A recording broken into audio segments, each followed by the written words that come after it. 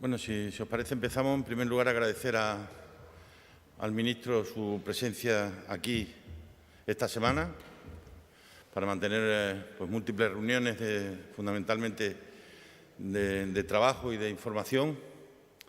Tuvimos la oportunidad, como hace 3 semanas, de hablar en relación pues, con algo que me habéis oído decir repetidamente y que me preocupa de forma notable, y es como a medida que van disminuyendo las cifras del desempleo en la región, pues se va incrementando la dificultad para poder encontrar trabajadores en según qué sectores, y esto es algo que lo estamos viviendo y lo están viviendo los empresarios con los que nos vamos a reunir a lo largo de esta tarde y de mañana, también para que el ministro tenga la oportunidad de trasladarnos información y también de llevarse síntomas, signos diagnósticos que permitan también, como Gobierno de España, pues ir abordando el conjunto de las situaciones que nos estamos encontrando. Te quiero agradecer además, querido José Luis, el que hayas mantenido la reunión en mitad de la tormenta en la que en estos momentos estamos viviendo, de la que ninguno somos ajenos y que obviamente también en tu departamento pues tiene una implicación muy especial con todo el tema que tiene que ver con las migraciones y con el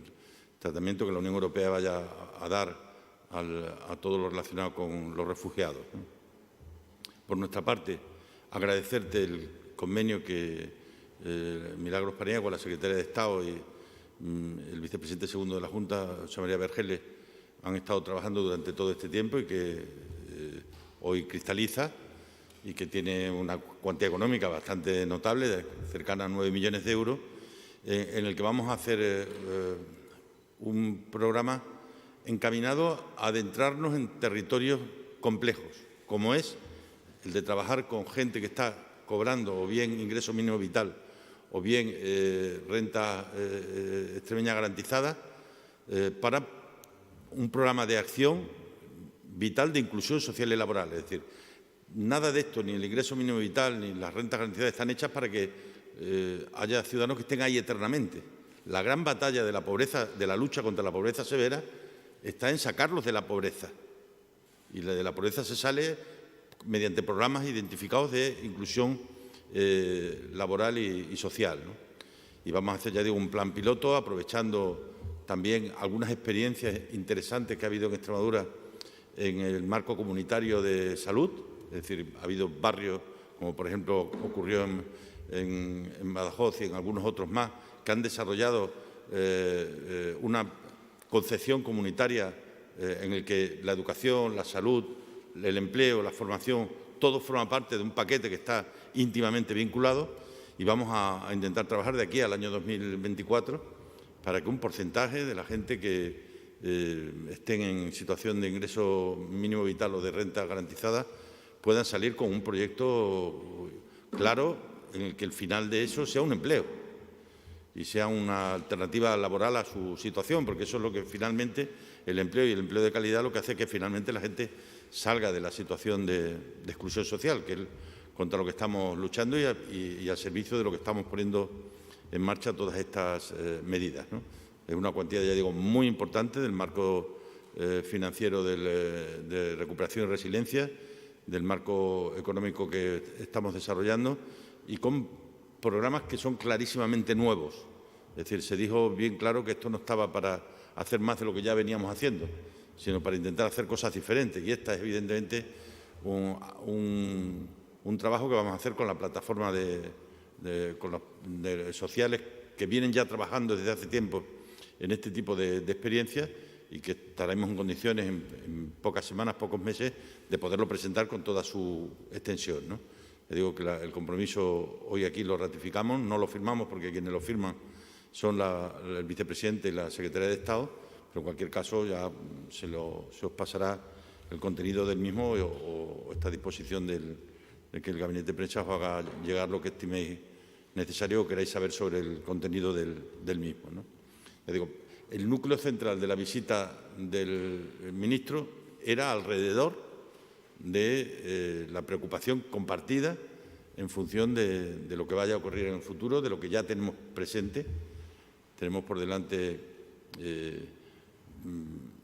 algunos riesgos de ejecución del marco financiero europeo, y si hay algún riesgo de ejecución está precisamente en que dispongamos y de que las empresas dispongan de los trabajadores y las trabajadoras necesarios y suficientes para poder ejecutar. Hay planes clarísimos, todo el plan que tiene que ver con la reforma, con la rehabilitación de viviendas, que coincide en un tiempo en el que hay mucha obra pública y mucha obra privada, donde se están construyendo mucho en la obra civil, pero también en la obra residencial, y nos podemos encontrar con que tengamos dificultades si no encontramos pues, los 6.000 trabajadores y trabajadoras que la patronal de la construcción está reclamando poder disponer, no dentro de 10 años, sino este año. Es decir, este no es un problema que planteamos que se va a generar en el horizonte de los próximos 10 años, que también es un problema que se va a generar en el horizonte de las próximas semanas y de los próximos meses, ¿no?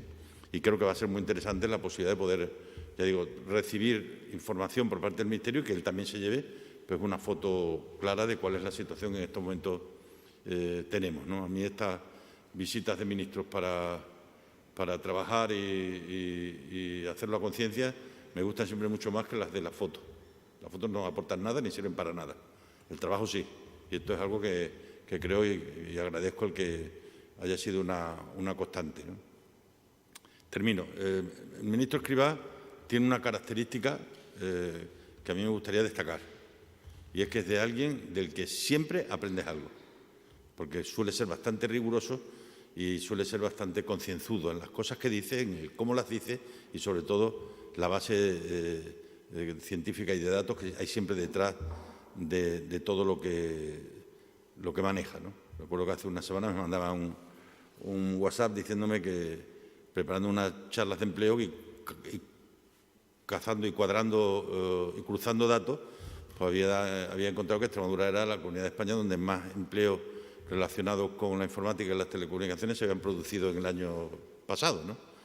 Por encima del 20%, ¿no? Pues de eso se trata, de que vayamos viendo que el futuro está produciendo empleos nuevos para gente que necesita esos empleos nuevos, y probablemente eso llevará aparejado pues la claudicación de empleos viejos, por llamarle de alguna manera, ¿no? Y eso es fundamentalmente el objetivo que nos hemos marcado para trabajar en estas dos jornadas, tanto en el día de hoy como en el día de mañana. Querido ministro, muchas gracias por tu presencia.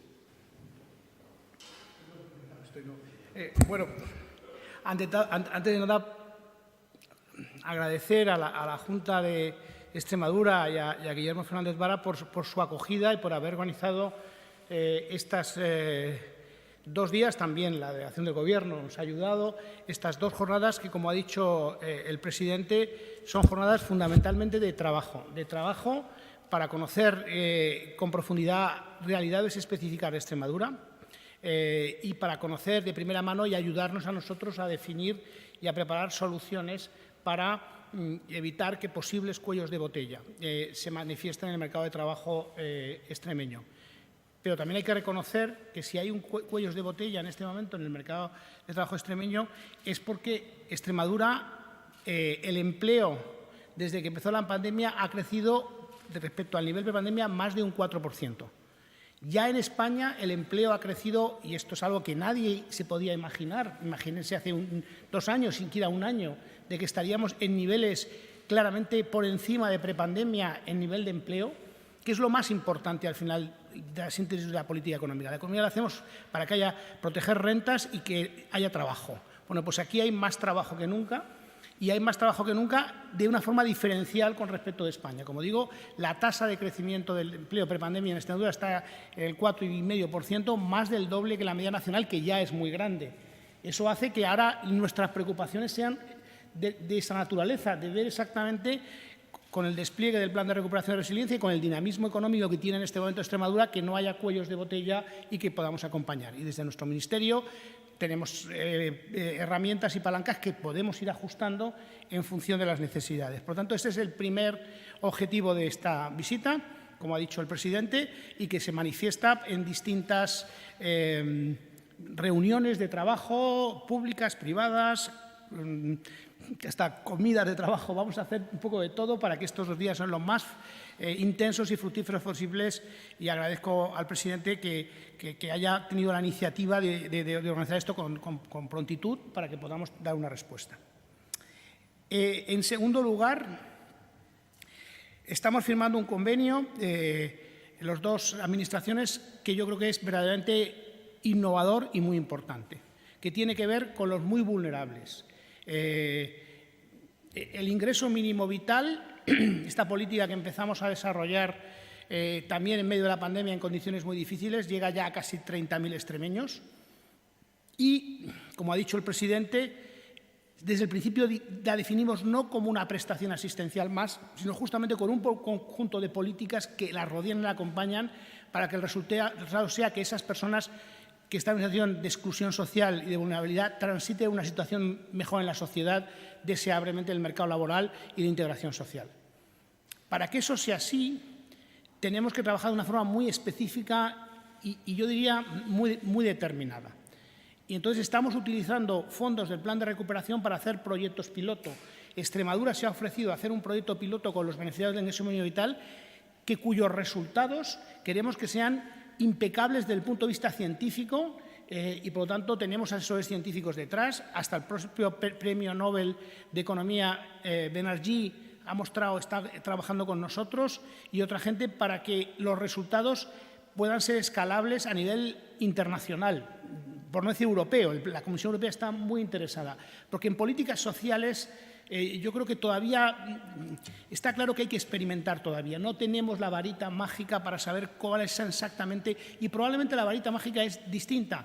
Las personas que están en una situación de exclusión y vulnerabilidad requieren itinerarios muy individualizados y hay que trabajar bien de una forma tan específica para poder conseguir esa transición a una situación mejor en la sociedad. Bueno, pues con este planteamiento, que es un planteamiento evidente, pero que requiere de instrumentos muy innovadores desde el punto de vista de cómo se despliegan las políticas públicas, está este convenio del Plan Vital de Inclusión Social de Extremadura.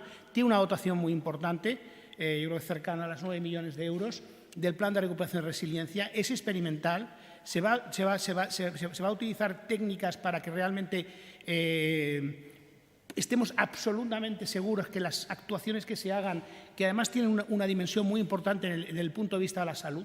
Sabemos que un porcentaje muy importante de las personas que están en situación de exclusión social y en la trampa de la pobreza lo son porque tienen problemas específicos de salud, con su salud, de distinta naturaleza. Bueno, pues hay que trabajar esos de una forma muy específica, con recursos públicos bien trabajados y hacer un seguimiento itinerario muy importante. Por lo tanto, yo tengo las mejores expectativas de este plan y agradezco de nuevo a la Junta de Extremadura su compromiso y su entusiasmo, yo diría, como se ha transmitido al presidente, en que este plan vital de inclusión social lo pongamos en marcha y además pueda ser una referencia nacional e internacional y pueda ser escalable.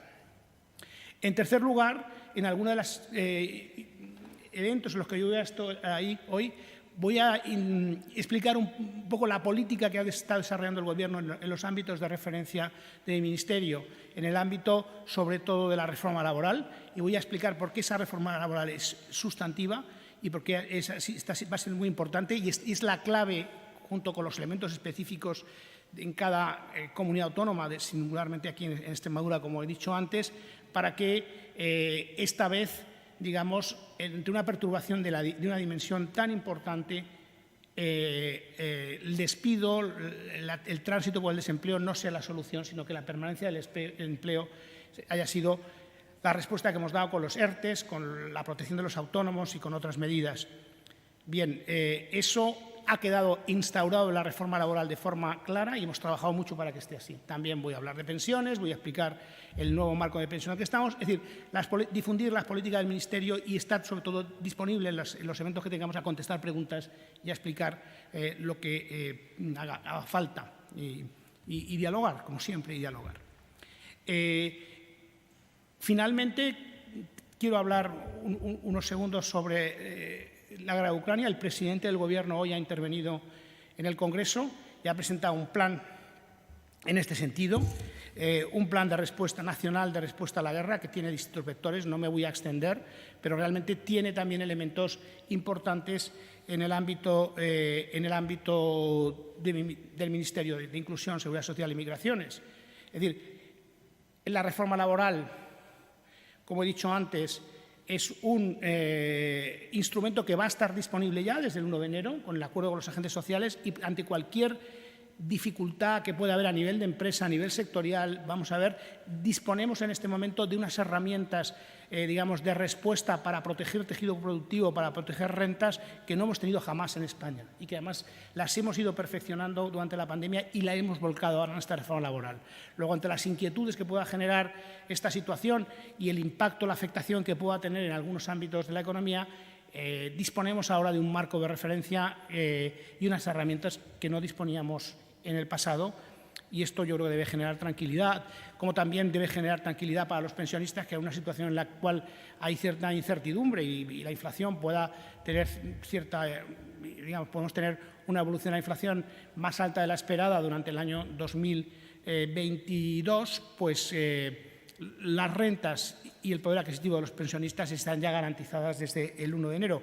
Finalmente, en otro ámbito de responsabilidad mío, que son las migraciones, el presidente ha anunciado hoy en la rueda en el Congreso de los Diputados que España va a impulsar. Yo creo que lo que ha pasado con la guerra, el drama enorme al que estamos enfrentados y el drama de los refugiados, pone de manifiesto la necesidad de impulsar una política europea y que el Pacto Europeo, lo que se llama el Pacto de Dublín, el Pacto Europeo para la Migración y el Asilo, pues termine de sustanciarse en los términos en los que varios países estamos empujando, y que el binomio solidaridad-responsabilidad quede bien instalado con una política genuinamente europea.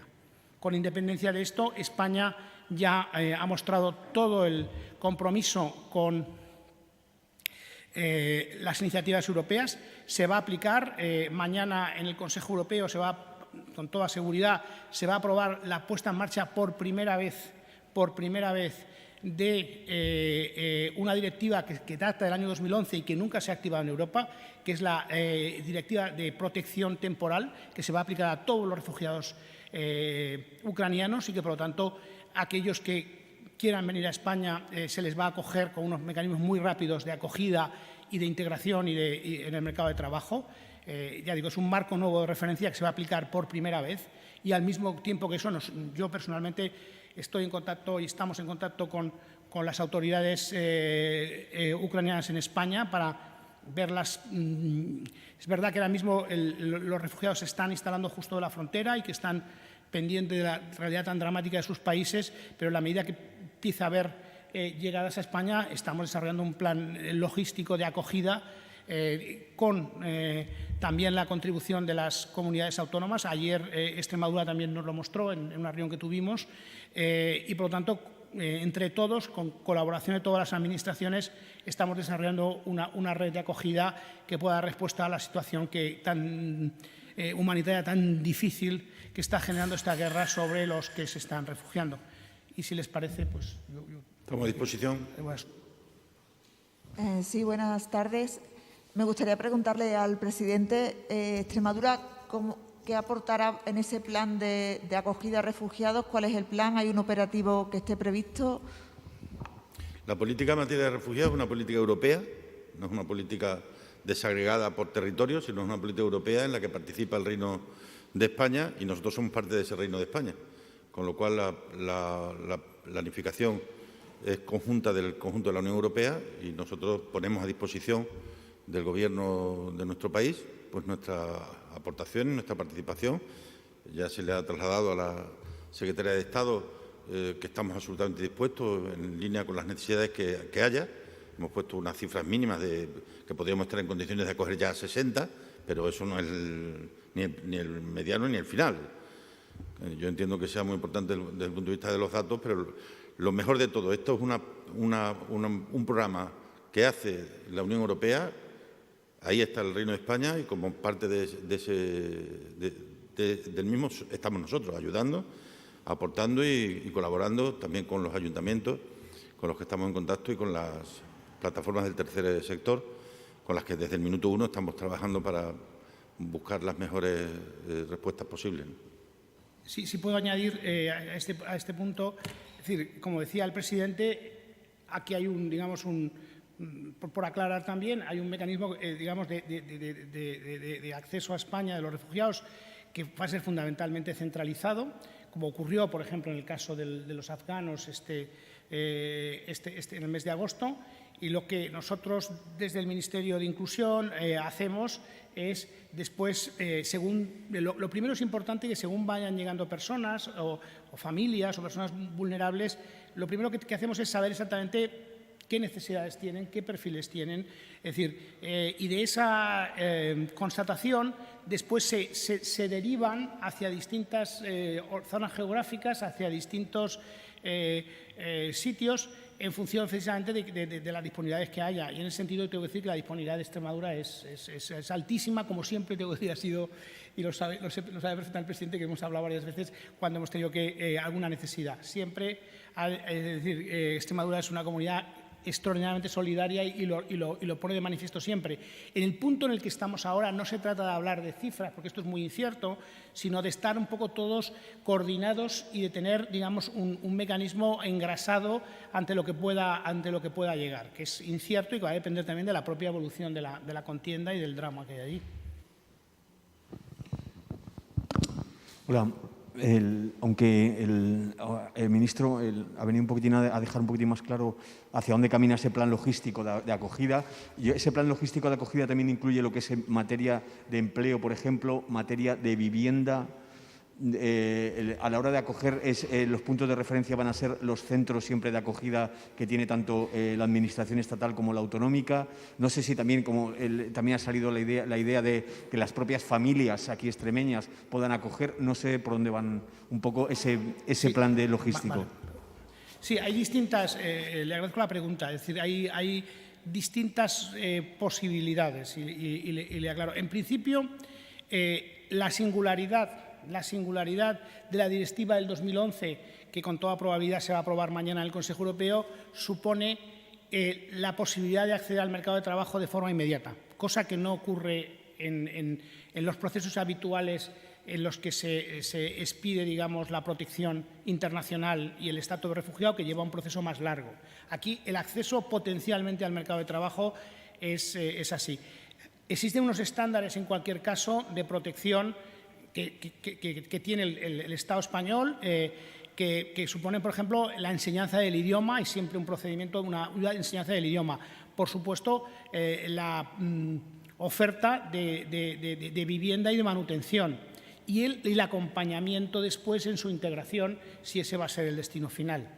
En ese ámbito, las otras administraciones y la comunidad autónoma o los ayuntamientos extremeños pueden colaborar de distintas formas, bien con una aportación de una solución habitacional, de un recurso de vivienda, y contesto su pregunta, existe una formulación, un mecanismo que en España se ha experimentado muy poco, pero que nosotros queremos impulsar y que ha funcionado bien en algún otro país, que es lo que se llama el patrocinio comunitario, que en zonas, además, particularmente despobladas o zonas donde hay necesidad, es un mecanismo muy interesante, donde realmente nosotros firmamos un convenio y lo que hacemos es que digamos que esa protección que tienen que tener y ese acompañamiento pasa a ser un compromiso de una comunidad. Normalmente está la comunidad autónoma, está el ayuntamiento, suele haber algunas ONGs y tal, y digamos, ellos se responsabilizan de la integración en esa comunidad de una familia o de unas personas que vengan con estatus de refugiado, y firmamos un convenio de seguimiento y de aseguramiento de que eso sea así.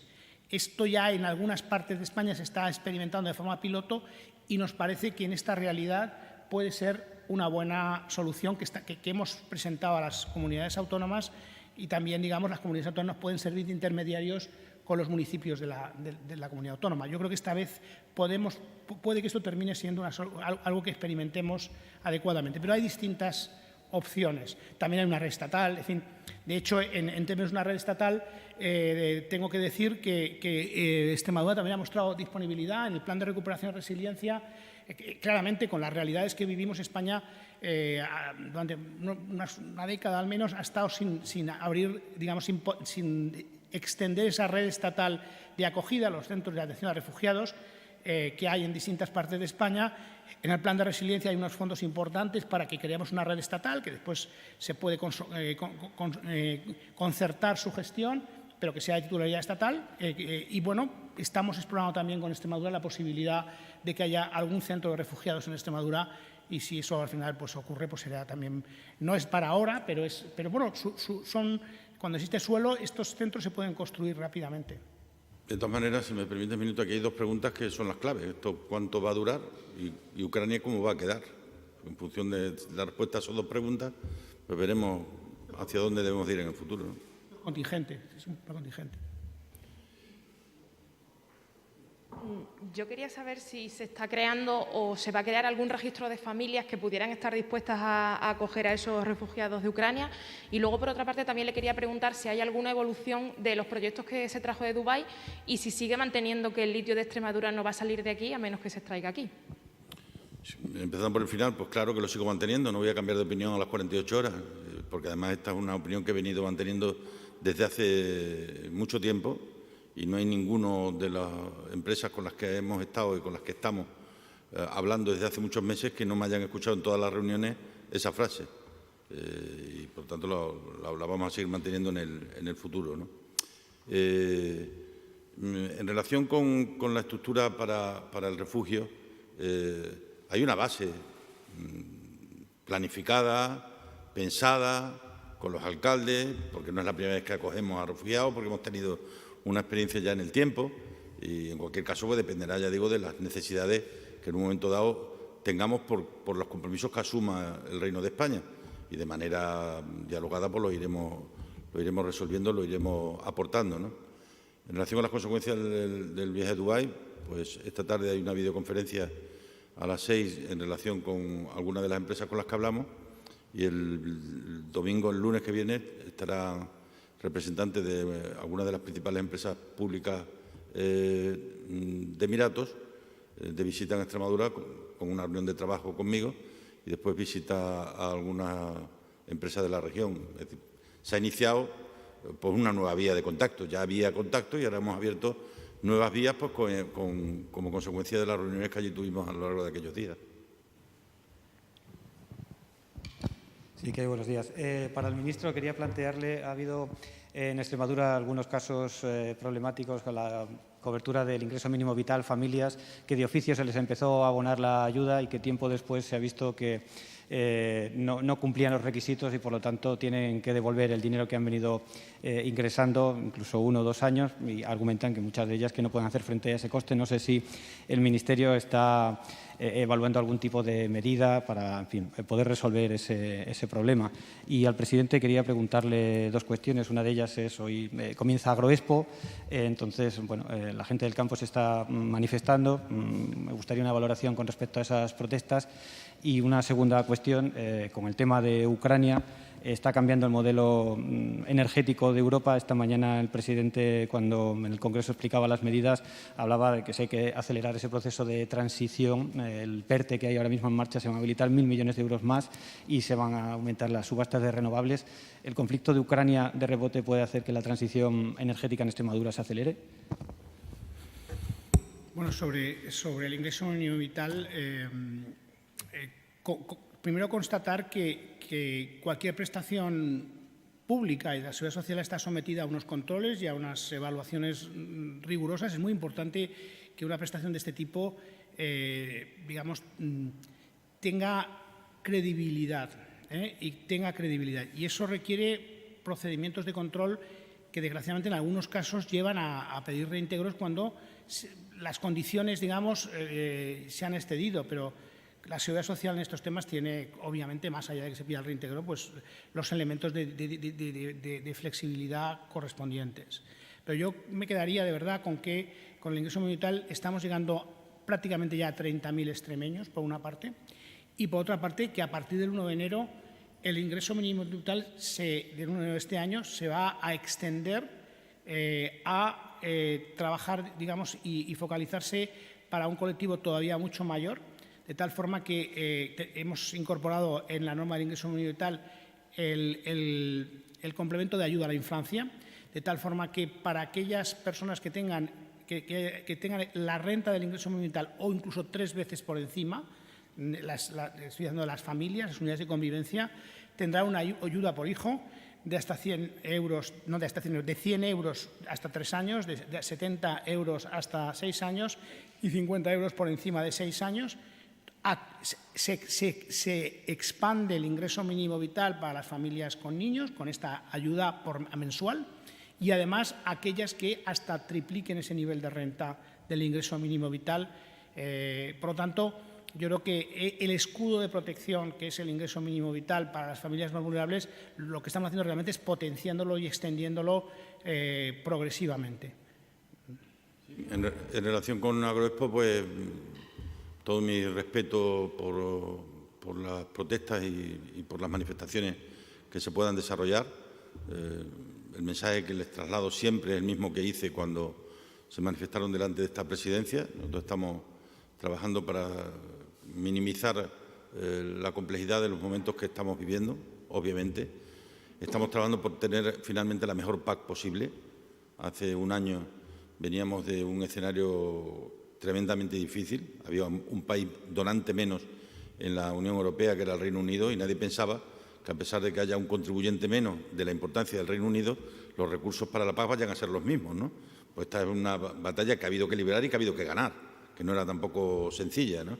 Como no lo era tampoco la reforma de la ley de la cadena alimentaria, en la que y en la que nos vamos a implicar de manera clara. Este año se van a poder, a través del convenio con la universidad, conocer los costes de producción del tomate y del tabaco. Ya teníamos el año pasado lo de la cereza y la ciruela, y eso yo creo que son pasos que estamos dando en el camino indicado, ¿no? Y por último, pues obviamente vivimos una situación de sequía hidrológica que a todos nos ocupa y nos preocupa. Se ha convocado ya la mesa de la sequía a nivel nacional e intentaremos, en la medida en la que todos podamos, minimizar los daños causados por esta sequía, ¿no? Por otra parte, ya digo que todo mi respeto, y deseo además que Agroexpo sea un éxito, y deseo lo mejor para todos los participantes en la misma y para todos los presentes en la feria, ¿no? ¿La otra era? El tema de Ucrania, si va a afectar la transición. Vale. No el tema Ucrania. Todo lo que está ocurriendo en el mundo ahora pone de manifiesto que tenemos que espabilar, porque las alternativas energéticas son ahora más necesarias que nunca, pues por los costes que está habiendo de la propia energía. Y si ahora mismo Centro Europa está con mucho temor de lo que pueda ocurrir como consecuencia de esta guerra en lo que al gas se refiere, pues cuanto menos dependencia tengamos de esas fuentes energéticas, pues mejor nos irá a todos. Por eso yo creo que estamos no solo en camino adecuado, sino que, como somos la única región de España que ha desarrollado un plan integrado de energía y clima, hijo del Plan Nacional, hijo del Plan Español, pues estamos en las mejores condiciones, creo, para poder participar en ese desarrollo más rápido, que sin duda ninguna tendrá que venir en los próximos años. Sí, buenos días. Yo quería preguntarle al ministro Escrivá si nos pudiera usted explicar cuáles son los requisitos para activar ese mecanismo de protección inmediata en la Unión Europea y por qué, pese a existir desde 2011, no se había activado nunca en otras crisis. 2001, perdón, 2001. Activa, ¿Por qué sí, no, sí. con más razón incluso, por qué no se había aplicado entonces en otras crisis humanitarias como la que usted acaba de hacer referencia con los ciudadanos afganos en agosto? La activación recuerde un acuerdo del Consejo Europeo, es decir, el Consejo de Ministros correspondiente, y hasta ahora no ha habido ese consenso. En crisis anteriores no se ha producido el consenso que en este caso se ha producido. España siempre ha sido favorable, ¿no? Pero en casos anteriores no se ha producido este consenso. En este caso, en la reunión informal del domingo, se percibió ya que existe un consenso extraordinario. Y lo que supone esta directiva de protección temporal, bueno, es de aplicación inmediata en España. Nosotros no tenemos ya que, añadir una norma adicional, sino poner en marcha procedimientos muy ágiles de identificación de las personas, es decir, documentación en los casos necesarios, que pondremos en marcha de una forma muy ágil e inmediatamente incorporarles en nuestro sistema de protección internacional como refugiados. Es decir, que se va a poner en marcha un plan, un marco por primera vez. Y por primera vez, lo que tiene como elementos destacables es la agilidad procedimental extraordinaria respecto al marco preexistente y su capacidad para desempeñar en España desde el primer día desenvolverse en España completamente, incluido su acceso al mercado de trabajo. Y esto, pues yo espero que mañana se apruebe y nosotros estamos ya trabajando en su despliegue en España de forma inmediata.